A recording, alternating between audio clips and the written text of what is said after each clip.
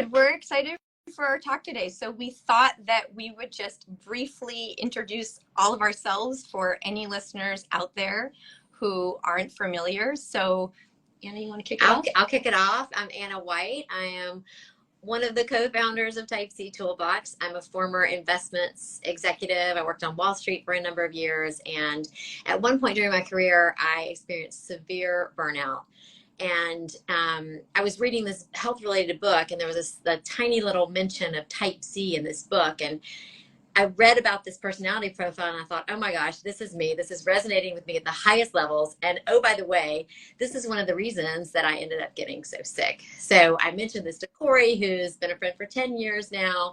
We met through our children, and we just decided more people need to know about Type C. We need to be talking about this because it's a framework that people can really understand, get their heads around, and it can really help people improve their health. Yes, so I'm Corey Gleed. I'm a clinical psychologist here in New York City. I practice evidence-based medicine, and when Anna came to tell me about Type C, it really described a lot of my patients, and I think a lot of them, including Anna, really suffer in silence. And so our hope was really to try to educate people about this lesser known personality. You've heard of Type A and Type B, but there actually is a Type C, and it was talked about way before we started talking about it. And we really try to find people who have written or talked about something that we think would be so helpful for our audience. And that is why we reached out to you, Dr. Judge, and we were so excited and appreciative that you would take your time to talk with us. We read The Hunger Habit, and which is one of your great books, and we just thought it would be so helpful and interesting to kind of talk about this idea of a habit loop. But why don't you just, maybe there's some people in our audience who have not heard of you, and we hope that after this talk they will go and read some of your super helpful books. But if you wouldn't mind just briefly introducing yourself, that would be great. Sure.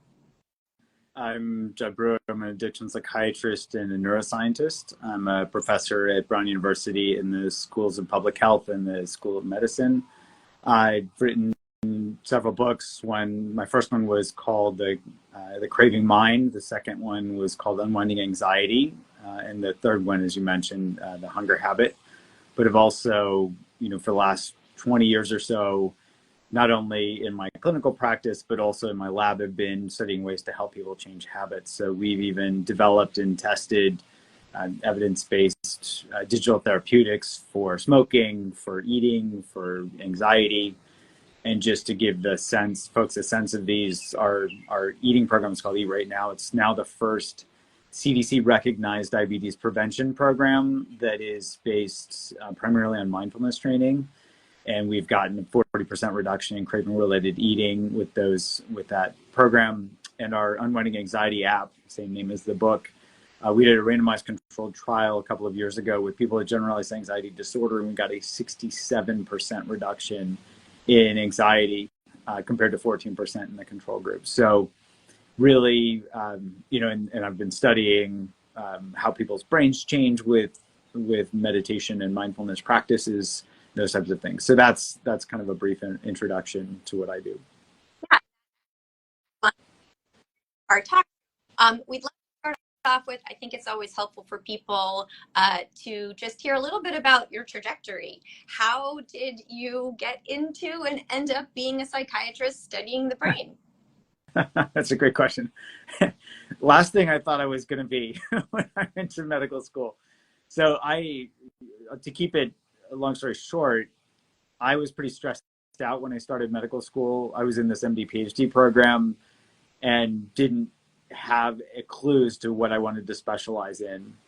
But I did know I was pretty stressed, and I started meditating. It was actually my first day of medical school, and realized, it's kind of helpful for me.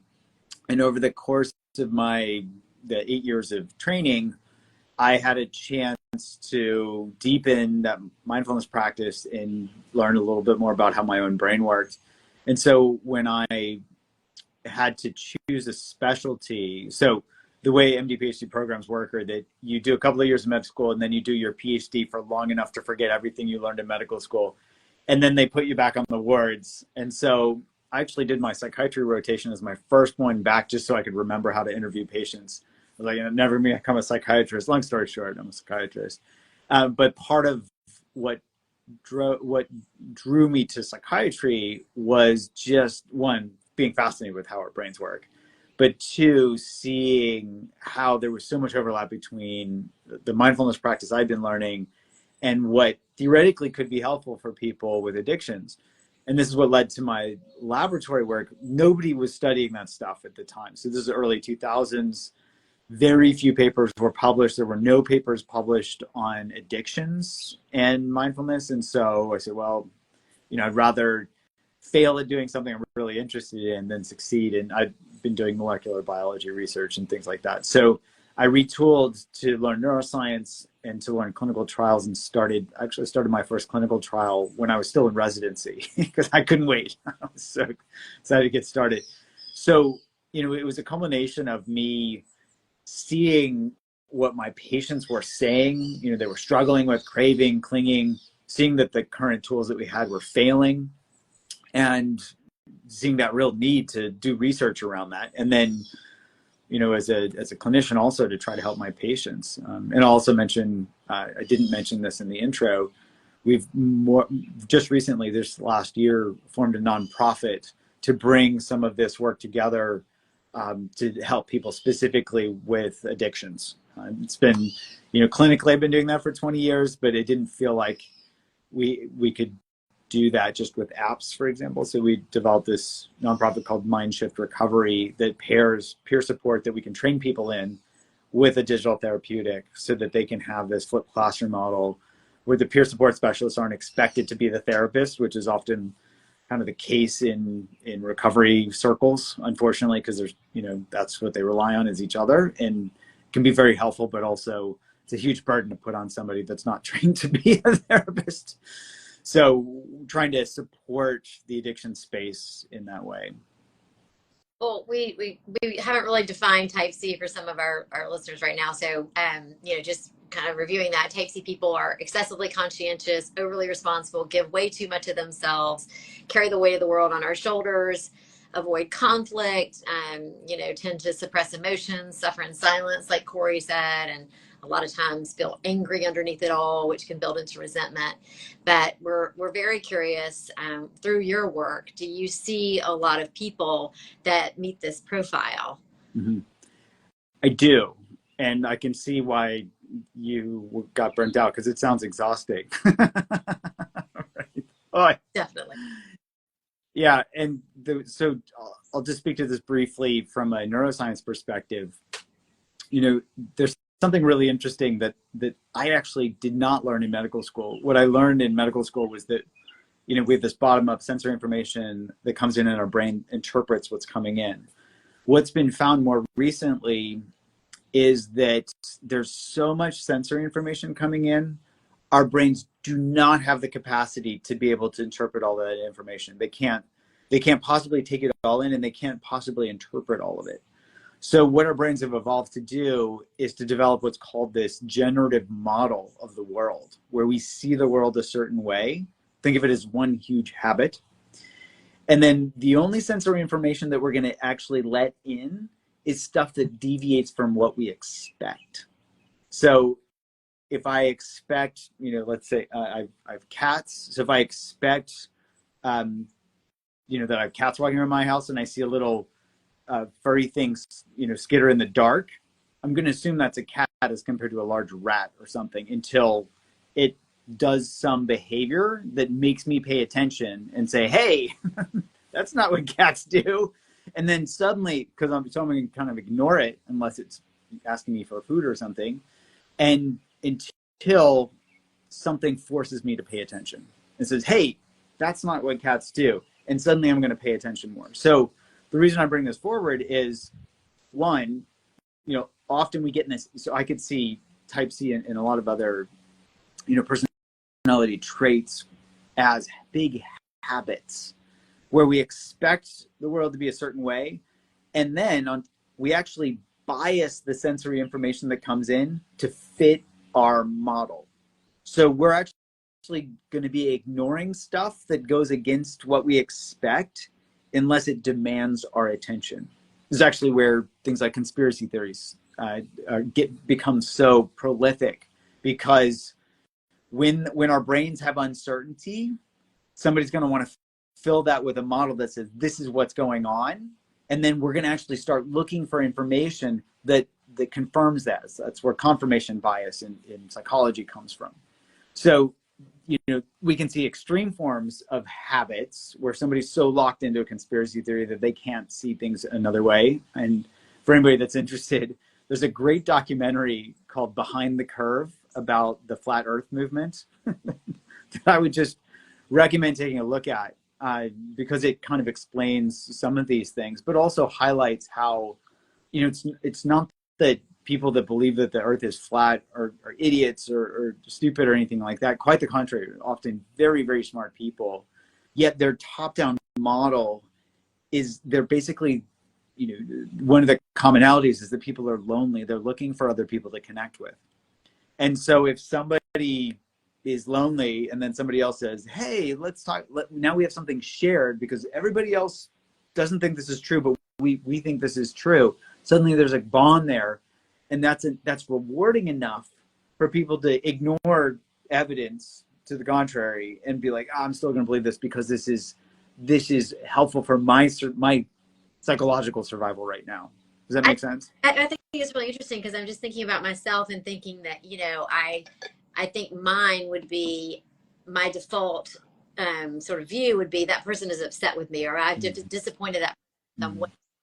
And, probably originated in childhood, having to kind of be a peacemaker, but then into adulthood, thinking of like, okay, I probably haven't upset that person, but maybe now I'm looking for information to, solidify that view of thought about it that way. I think that's so interesting because it's almost like a little bit of a paranoia in a way. Yeah.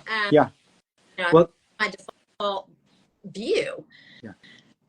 That's an excellent example because let's say, so if let's use a simple example, or we could, if you don't mind, let's use your example, if you don't mind. So if I'm understanding what you're saying, you see the world as like, oh, I'm a peacemaker. I don't want to perturb the system.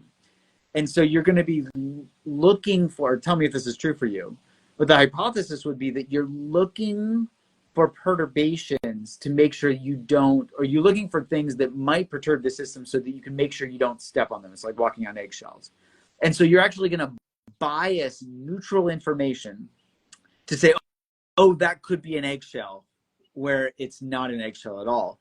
And on top of that, you're going to act in a certain way that gets other people to think, oh, she's acting kind of funny. And then that's going to bias how they see you and how your interaction goes. And then it could just spiral from there. Does that fit with your experience? I think so. And also maybe thinking a few steps ahead and laying the groundwork to, if you see something that's coming that might actually become an issue for someone else, making sure that you are creating a comfortable environment for them so that they are now fine and there's not going to be an issue for them and people aren't going to get upset or disappointed because you've already laid the groundwork and created the conditions to where everyone is comfortable. I don't know, do you see that in practice? Oh my gosh, I mean, and talk about exhaustion, which is what you just said. Yeah. Right? I mean, it's so much extra work. I actually was just chatting with a patient earlier today about x-ray vision. We were joking, just constantly like looking at people and reading people. The room. Exactly. Yeah. So I would love to, your book, The Hunger Habit, is amazing, as your other books are. I loved it. When we read it, we started talking and thinking about these habit loops and how they play a very significant role, obviously in your book about disordered eating. But when we were reading it, we were just thinking about, you explore the idea of these unhelpful habit patterns. We want to ask you specifically about it related to type C, but if you wouldn't mind, before we do that, just kind of explaining a little bit so people out there who are listening can understand a little bit more about the habit loop. Sure. So this is something that's common to all of us and even, non-human beings. It's actually evolutionarily conserved all the way back to the sea slug with which only has 20,000 neurons, for its nervous system. So we need three elements to form any habit: a trigger or a cue, a behavior, and a result. And that's actually there for survival. So for our ancient ancestors, for example, that didn't have refrigerators or food delivery, they they had to go search for food and then remember where it was. So they're searching for food, they find the food, there's the cue, then they eat the food, there's the behavior, and then their stomach sends this dopamine signal to their brain that says, remember what you ate and where you found it. So it lays down what's called context dependent memory, so they can remember this is where the food is. Same is true for danger. They're out foraging, they see danger, they run away, there's the behavior, and then the reward is that they don't become lunch. So that is also rewarding. They can learn this is a dangerous part of the savannah or the forest or whatever.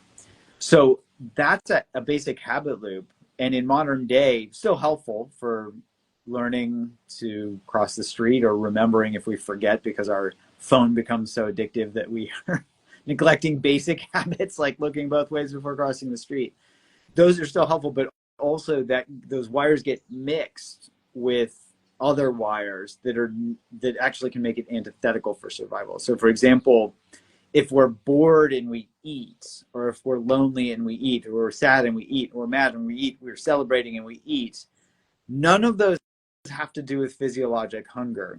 So we learn to associate them because often it's not that we're eating broccoli, but it's, the celebration, we're eating ice cream and cake or whatever. Think back to our, childhood birthday parties. This is where all these get laid down, where we learn to associate food with mood, not food with hunger. And so in more recent times, scientists have actually coined a new term that is a misnomer on purpose. It's called hedonic hunger, meaning that we eat not because we're hungry, that's called homeostatic hunger, but eating because of a mood-food relationship. That's the hedonic hunger, that hedonism type of thing.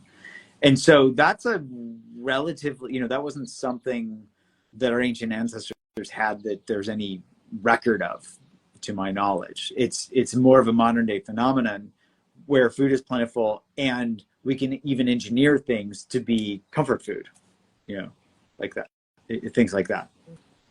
So that's the basic habit loop.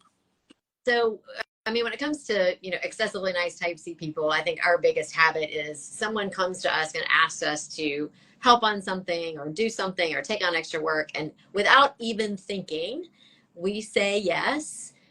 Usually it's because we don't want to disappoint them. We don't want to upset them. And we don't even take a single extra second to think about, okay, what is my actual workload? And can I do a good work on that project? Or can I actually take that on and do what we just automatically say yes? And so would love to just hear a little bit more about, that in terms of brain science and yes. Could that be a habit loop? Yeah. So I was going to say, let's map out the process and then we can talk about what's going on in the brain. So and then also this relates to how we can work with them. So there's a 3-step methodology, whether it's food or anxiety or smoking, that we have good evidence to support, and is also based on the neuroscience of how we can change these things. So if we walk through, the first step is just mapping out the habit loop. So if I understand a type C habit loop, let's use your example of somebody asks us to do something. There's the cue. The behavior is automatic. Yes. And so we do it.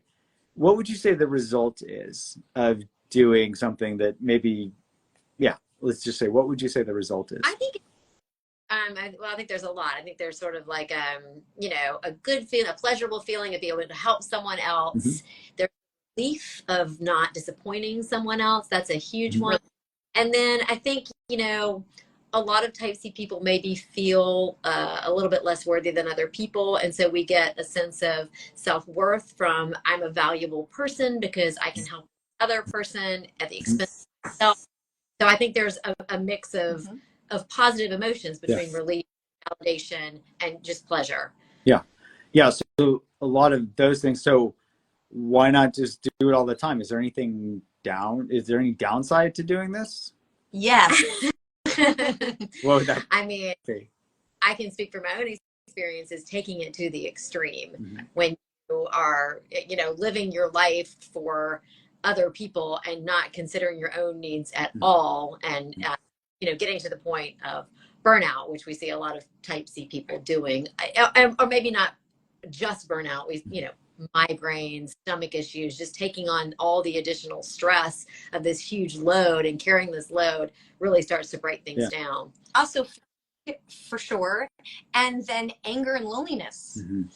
Start to get very angry and resentful at the other people in your life when they don't have any idea, because you can't express these things because you're so worried about upsetting other people. Yeah. So this is a great example of the continuum of life, right? Being helpful in general is a great thing. And you're highlighting all the benefits that come from it. We can, just generosity itself feels good, right? Being generous, helpful. The generosity is different than modern day martyrdom, where we are, it's like we're taking so many for the team that we get exhausted and burn out in the process, and then all of these negative things come.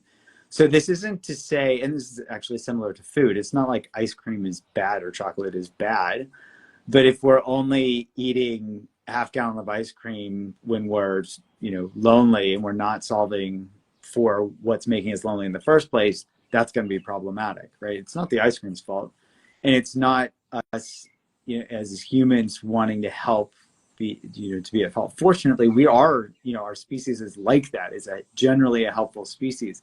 It's just when that gets to an extreme where it's fed, and I think you touched on this, when it's fed by things that go beyond the help, where it's like self-validating, or we're so afraid of disappointing other people that we preference that's where the martyrdom comes in, where it's like, well, I'll do it even though this is not actually healthy for me. And actually it's probably not healthy for the relationship if it's not healthy for the person, because a relationship are two people. So this is where the second step actually comes in, where I have people just ask the simple question, what am I getting from this? And from a neuroscience standpoint, the reason I have people ask that question is that we can't tell ourselves to stop. It's like, oh, stop helping people, or stop being so nice, or stop whatever. Just like, trying to change overeating, to tell ourselves to stop, it doesn't work. Our brains don't work that way. The willpower is more myth than muscle. So if you look at it from a neuroscience standpoint, the only way to change a behavior is to change change up the reward hierarchy. And the way to change up the reward hierarchy, which means that we're going to, if something's rewarding, we're going to do it more. If it's not rewarding, we're going to do it less. So if we ask ourselves, what am I getting from this? And we look at all the results, we start to see, yeah, there's some benefits, but when the downsides outweigh the benefits, then to our brain, it becomes unrewarding. But the key ingredient for that is awareness. We can't tell ourselves, oh, this isn't working. We have to directly experience that. That's what changes behavior. The way I think of this is the feeling body is much stronger than the thinking brain. And so if we feel into the results and we feel exhausted, burnt out, resentful, all this stuff, and we see that is outweighing the benefit that's coming, that's what shifts the scales, so that it makes it easier for us to recognize the habit loop and then step out of it. Does that make sense? Absolutely. I think the hardest challenge for people with type C is that awareness. Mm-hmm. It's been so effective and helpful. Oftentimes, the C's of type C usually have some sort of root in early childhood trauma or neglect, or an invalidating environment. Mm-hmm. And so squashing feelings and sadness, or even pain, are so helpful and protective. And then later in life, hopefully when you're in a healthier environment, it's hard then to stop doing that. And so I think getting to that awareness and what you're talking about, and you described this so well in the book, The Hunger Habit, being able to feel and see the consequences help change that hierarchy in the brain, so that exists and can alter the hierarchy. But that, sadly, often you have to have a really big cost. Tell me if I'm wrong. You have to have a really big cost to bring about that awareness. I mean, at least from my personal experience, I kind of had to hit rock bottom Yeah. before I was like, you know, aware of, okay, wait a minute, here I am in this really dark place. How did I get here? And you know, what am I going to do? But I like this idea of like changing the rewards hierarchy and thinking about that a little bit more. And as a type C person, like how can you make those shifts in your minds? And, you know, maybe think a little bit more strategically about how am I going to reward myself when I feel the pull of type C and I go a different path. Well, I think what you're really saying is it's actually in your body. Yeah. It's really trying be very honest with yourself about how this really feels in your gut and your body to actually influence your brain. Mm-hmm. Yes. And there's one more piece of that, and I'll say it quickly because we're just toward the end of time, is that the third step is what I call finding the bigger, better offer.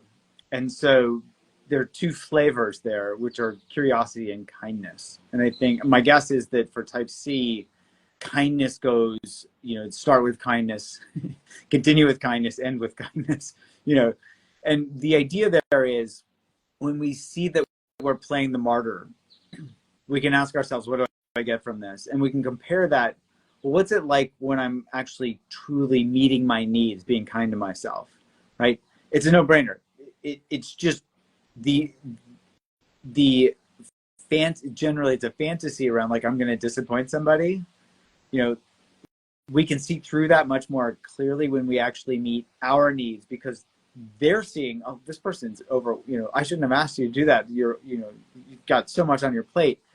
So people aren't going to demand that we do things for them. And if they do, we probably, you know, want to question why we're in a relationship with them. But there we can start to see the power of kindness. And that kindness is going to help us step out of these old habit loops. And the curiosity is going to help us to just really explore, oh, am I in one of these habit loops again? So that combination, I think of those as kind of best friends, helping pull us out of these old habit loops and actually developing new habit loops of curiosity and kindness themselves because they feel good.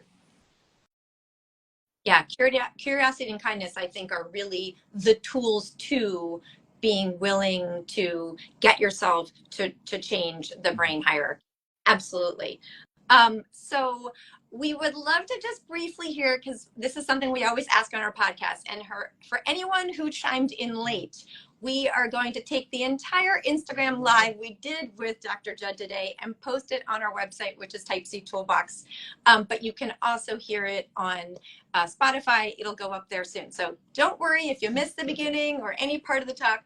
But you know, you've talked a lot about this in your books, and we just always think it's helpful. What do you feel like are the things that help you the most personally with your taking care of yourself, noticing habits? You know, what do you find have been the things that have been most helpful for you? Hands down, you know, curiosity has been my superpower in that respect, and the kindness has never failed me. So I can't think of anything else besides those two aspects that I've emphasized in my own life, and I've definitely seen how beneficial they are, and you know, also very helpful for my clinical practice. You know, if I jumped to conclusions with my patients, that wouldn't go so well, and if I wasn't kind to my patients, that wouldn't go so well either. So it's helped both personally and professionally.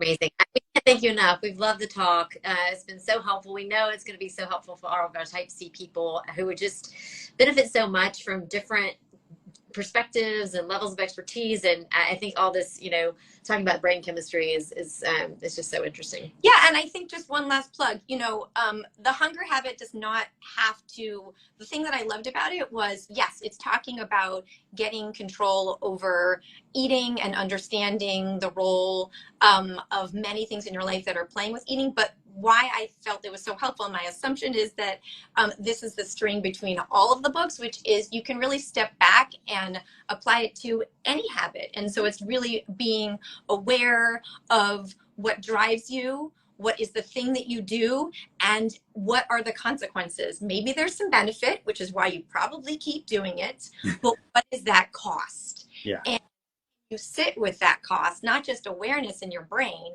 but can you sit with that cost and really notice its effect on you and change, as you said, that hierarchy in your brain to get to a better place. And that was really one of the most amazing components, at least for me, of the hunger habit. Certainly the self-compassion part also huge. But thank you so much, Dr. Judd. This was really super helpful talk for us. We're so appreciative of your time. My pleasure.